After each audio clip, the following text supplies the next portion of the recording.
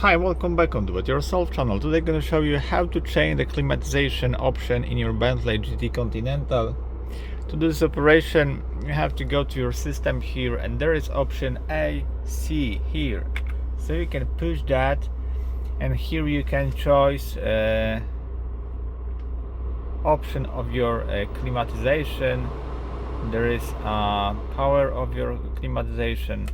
You can choose where the air can go, okay, from the left and from the right seat.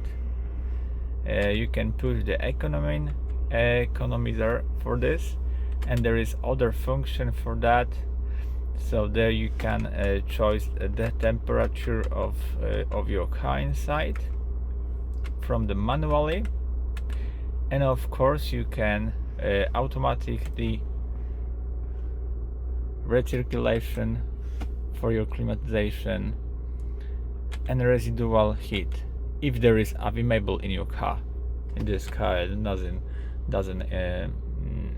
available for that. So anyway, that's it for now about the climatization. I hope the video is helpful for you. If yes, you can leave like, leave comment, and leave subscribe, and see you by next video. Hey.